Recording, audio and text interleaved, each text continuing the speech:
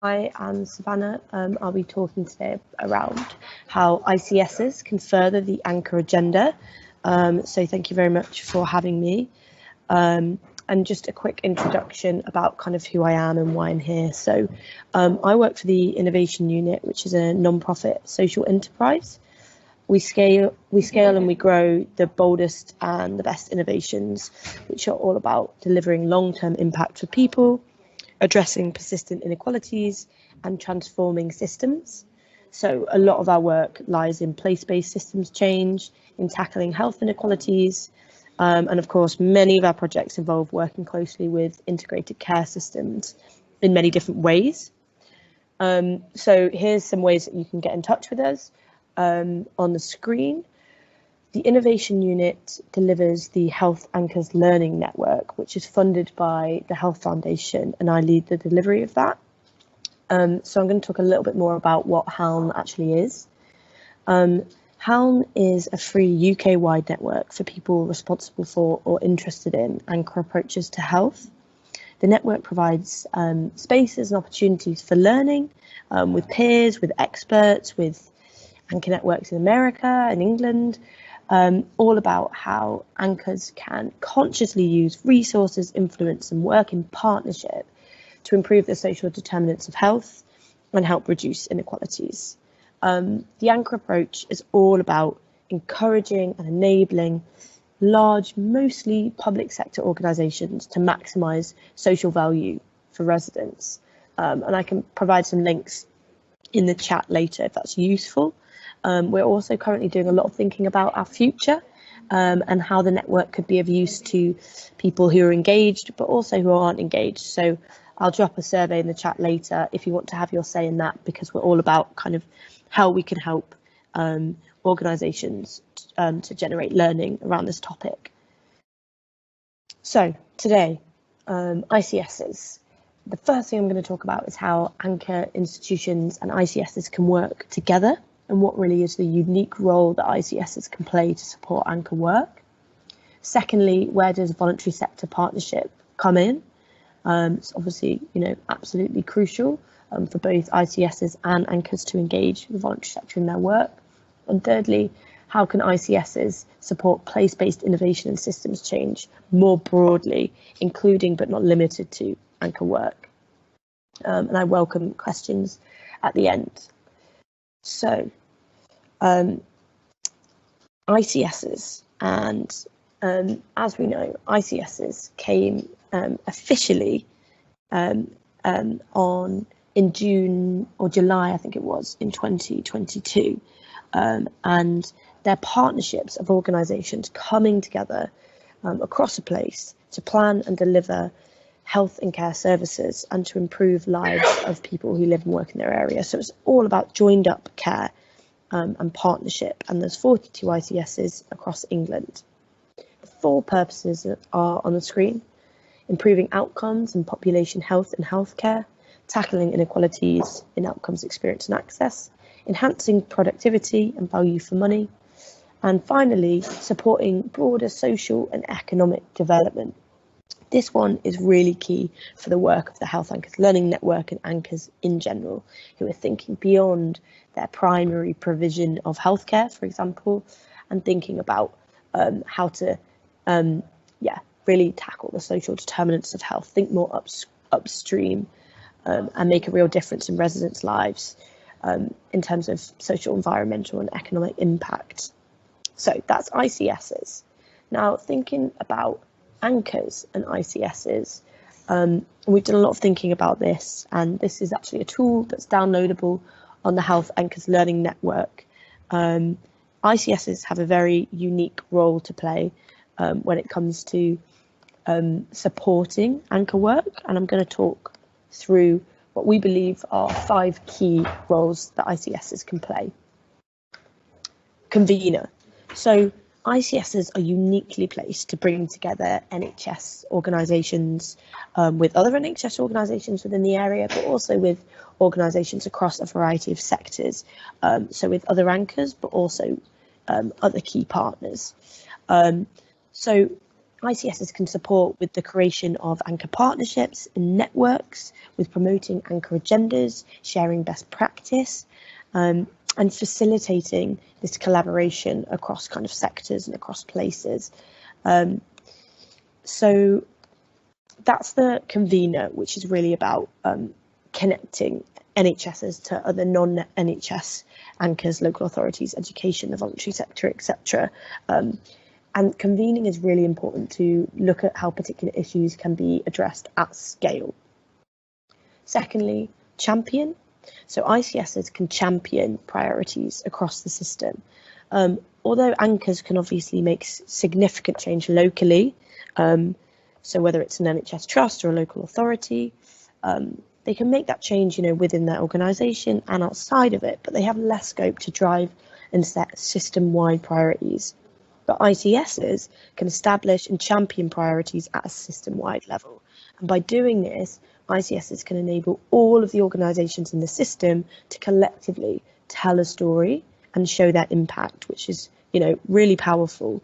So leadership within anchor institutions can support this kind of strategic alignment and work together with the ICS to create and show this system level action. When the whole system is obviously collectively tackling the same issues, there's of course higher likelihood that change actually happens, but also is sustained. Capability, number 3, ICSs can support the development of organisational capabilities, and I'm talking here about things like innovation capabilities, so prototyping, piloting, etc. So ICSs can share tools, examples, materials, building learning frameworks and spaces to learn together. And ICSs can support kind of the key leaders in the system across multiple levels in various sectors, which will of course contribute to the success of anchor work. At Innovation Unit and at HALN, we do a lot of working with leaders and leadership coaching, that kind of thing. And we know that the impact of building that anchor leadership capability is not only about kind of individuals, but then extends down into the workforce, empowering team members to kind of really make a difference by their own leadership and following their own passions and priorities to make a difference in anchor work. So ICSs can support with capability building. Number 4, there's only 2 left on this, I promise. Collaboration. So this is obviously similar to convening, but as well as bringing people together, it's about kind of fostering this culture of shared accountability. ICSs can provide infrastructure to support such collaboration, such as developing charters and frameworks, which I'll talk about later, and can support anchors to work together on shared priorities. They can support anchors as well to support on working together for scaling interventions and innovations when they are effective, around topics such as workforce, procurement, environment, estates, etc. So that's the 4th. 5th, context. So this one's really important. ICSs can help anchors or large public sector organisations focus locally and model distributed control. So anchors obviously don't all operate in the same context. What works in one area of the same system may not work in another area of the same system. And ICSs have a really important role in helping anchors work through what does need to be local and actually what can be done in collaboration across a wider footprint. So ICSs should be very wary of kind of constraining their systems, but instead focused on distributing control. So allowing action to be locally driven, locally led, moving to a place where delivery is kind of more pushed by citizen need. So that is context. So those are 5 ways in which we feel that ICSs have a really unique role to play in supporting anchor work. And just to put that a little bit into context and give you something to kind of look at later if you're interested by this, here are a couple of examples of anchor and ICS partnership that we've seen work well. So Sussex and North East Essex ICS developed an anchor charter that sets out the ways in which partners in the ICS, particularly local NHS trusts, aim to have a positive impact on their communities through their role as local employers, purchasers, land and asset owners, and in the way that they impact the environment. So that's one charter. There's also North East London's ICS, which created an anchor charter that documents the collaborative action that's going on to reduce health inequalities. Another example is Cheshire and Merseyside. So they've created, as you can see there, a social value charter to create alignment of social value across different anchor organisations in the ICS.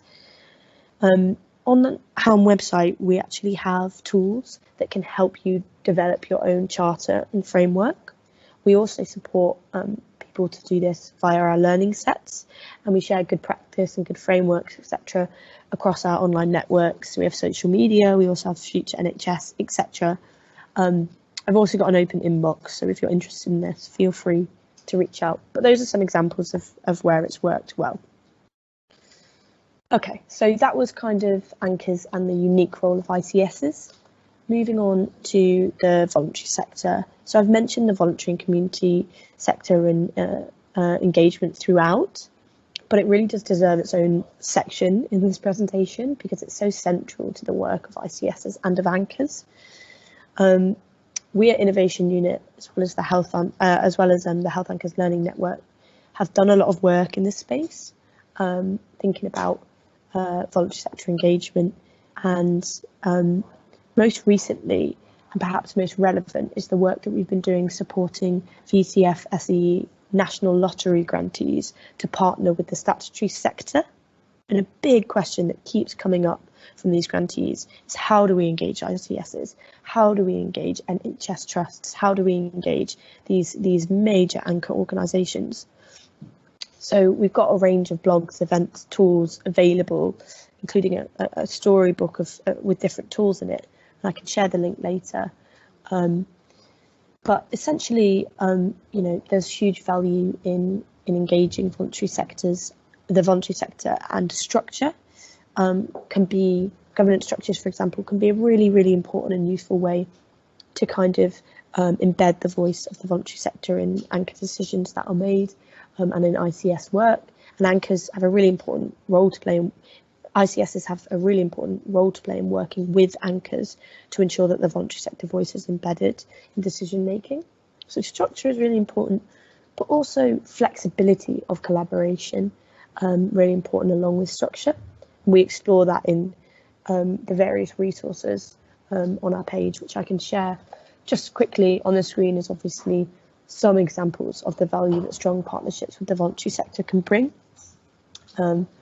Flexible investment in local relationships, that qualitative evidence, that reach into places that statutory organisations may not have reach into, but is still going to be really, really vital for delivering successful anchor work and successful place-based innovation, systems change, whatever you want to call it, but essentially in that work to tackle health inequalities and make a real difference to people's lives. So, moving on,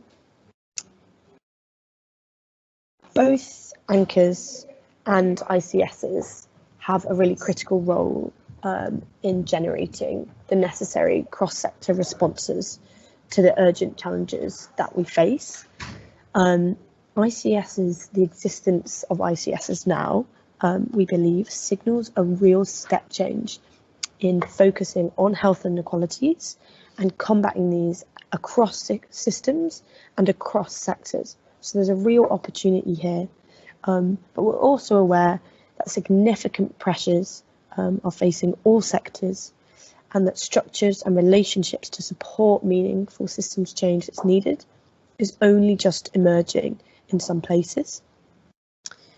So I'm just going to jump back a slide. Given what we've seen and heard in the Health Anchors Learning Network, but also in broader Innovation Unit work, I have pulled this slide together to kind of summarise how ICSs can work to support innovation. So this is going to include the important work of anchor organisations such as NHS trusts and local authorities. What is it ICSs can do to really to support and champion the change that needs to happen? This is a simple and not an exclusive list, And I'd be really interested to know if you find this framing useful or not. So do let me know your thoughts. And for specific great practice examples, feel free to get in touch with me and I can send you over some. But I'm just going to talk through this slide. So 1, building capability and supporting leadership. So as I've touched on, that innovation capability is really important. Prototyping, piloting, interventions, supporting not only leaders, but broader staff in Anchors to take the plunge, to manage risk, responsibility, and make bold decisions about kind of the change that needs to happen to support communities. And we talk a lot about what this type of leadership means in HALN work, and we've got various blogs and tools about the building blocks of Anchor leadership. I think it's important to mention that systems change comes through and is all about collective ownership, empowering local leaders to influence decision making, which in turn creates ripple effects and tackles inequality. And ICSs have a really important role to support that collective ownership and build that those capabilities across the system and support the leadership in that way. Second, convene cross-sector. So as I said, ICSs have this important role to bring people together around a shared vision, to build buy-in amongst multiple partners, supporting sectors and anchor organisations to find new ways of working together to address inequalities. And this involves being really open-minded about who makes up teams, whether they're delivery or statutory focused, really ensuring that the statutory sector are not overrepresented. And ICSs can help to bring in voluntary sector organisations, as I said, sometimes creating governance and structures to embed this engagement. Champion and connect. So this is about how ICSs can join the dots between complementary work and support alignment across the system and amongst the work of anchor organisations. So ICSs can work with and support communities and anchors to take action and get really creative, working with residents and centering residents in decision making obviously plays a part in joining these dots. Use resource flexibly to meet system objectives. So this one is all about supporting anchors to consider how they pool staff and finance to achieve system objectives set by the ICSs. So here ICSs can encourage creative and preventative action, and anchor work is all about getting bold, creative, taking that preventative action, moving beyond primary provision of a service. So ICSs have a role to really encourage this.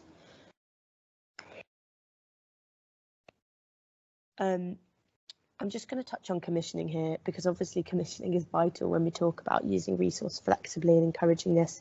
So ICSs can help by thinking about different ways to measure impact and different commissioning cycles that are perhaps a bit more bold or a bit more collaborative, a bit more long term.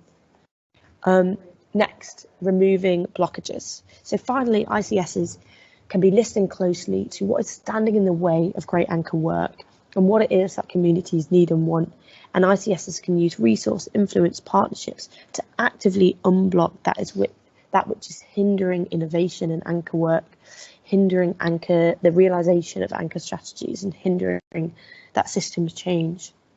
So those are kind of the 5 areas. Underneath, we've written culture change and co-production, system engagement, because this cultural piece is really huge. This cultural piece is all about how ICSs can support learning across the system, give permissions to take managed risk, create a culture which gives space to different voices, so centering lived experience in different ways that isn't just formal or ad hoc, but embedded. Sorry, just taking myself to have a quick cough. So yeah, this cultural piece, how ICSs can create a culture of celebration as well around bold anchor work, celebrating anchors which are meeting that 4th ICS purpose of broader social and economic development. So I'd love to know what you think of this, and do drop me a note. And just finally, I want to say that throughout Innovation Unit and HALN work, we've been working with places to build the relationships needed to move towards a shared vision and priorities, sharing of power and shifting resources, and confidence to move into action. And these are all really important drivers of change, and really important in the partnership of ICSs and Anchors, which is necessary to help anchor work thrive. So thank you so much for listening. Sorry that my throat is probably not the greatest to listen to, but yeah, please do engage with us online via email and join in the conversation. Thank you. Well, thank you, Savannah. Your voice lasted out well, so that's no problem. I didn't see any questions in the chat, but I know Joan's got her hand up, so I'll go straight over to Joan. Yes, thank you, Mike, and thank you, Savannah, so much for that presentation. I think for me, the really interesting part of all of this, which I think is borne out by a lunch and learn session we had last week on food policy and other aspects, is how we can actually integrate the green agenda into that whole agenda for innovation, and how we can, you know, take the plunge and get underway really exciting innovatory policies that are going to have an impact on all the improved collaboration across the system. And I'm just thinking about, for example, transport, which is an issue for us across the Midlands region, where if we can only get local authorities and primary care and secondary care and preventative health all impacting on improved air quality, improved, you know, transport links, that would be phenomenal. And I just wondered if you could give us some examples of best practice that might really encourage us to get moving with the local solutions that the ICS reorganisation gives us the opportunity for.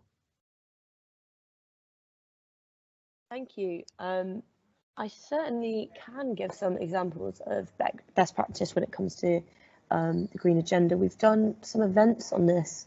I'll share some links in the chat, but from memory, I think a lot of these examples have been done kind of from an anchor perspective, from an organisational perspective, and I think we are kind of suggesting that an more system-wide approach would be more valuable and help them to scale, and so that ICSs can actually support the promotion of this work and create learning opportunities for anchor organisations to come together and figure out where it's worked really well or not. And I'm thinking of examples like Guys and Tommy's.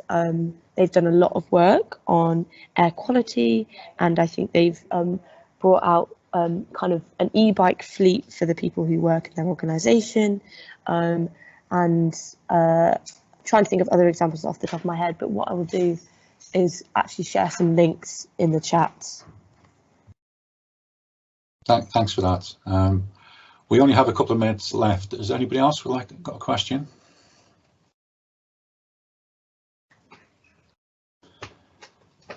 Now, one observation I made is that I deal with community groups in my hometown, and the NHS is quite difficult to know how to reach out to. So we know how to contact the council and how to get things done, but I think community groups often struggle to know who to contact. So I see this as a really great need and a growing area for ICSs to really to help top down and bottom up on the green agenda. So it's very timely. Thank you. Okay, I can just, I don't know if that's okay. Thanks, Savannah, for that link. We're taking a recording of this, so this will be available on our futures page with any further links that we have from Savannah. If there's no further questions, we're just a couple of minutes short of the hour, but thank you for Savannah for coming today. Give us a really interesting talk, lots to think about. There's a link there for the website. I've also put a link in for any feedback on today's talk, and if you'd like to know about any future meetings, please do. So Savannah, the last word was with you. Yeah, I just wanted to say, obviously, if anyone else has come across great examples, please do share them with the Health Anchors Learning Network. We're always happy to promote examples of good practice. And if you have questions, do email me. The HALN email is on the website. But yeah, really happy to carry forward this conversation. And what I've just shared in the chat now, the last one, is a little bit different, but it's examples of it's got lots of resources and tools on how the voluntary and statutory sector can work together to combat health inequalities. That's wonderful. Lots of reading for us to carry on with. So, okay. Thank you very much, Savannah, for your time. Thank you, everyone, for coming today. Do look at our futures page for future events. I think the link above there will tell you about those, and we'll see you shortly. Thank you.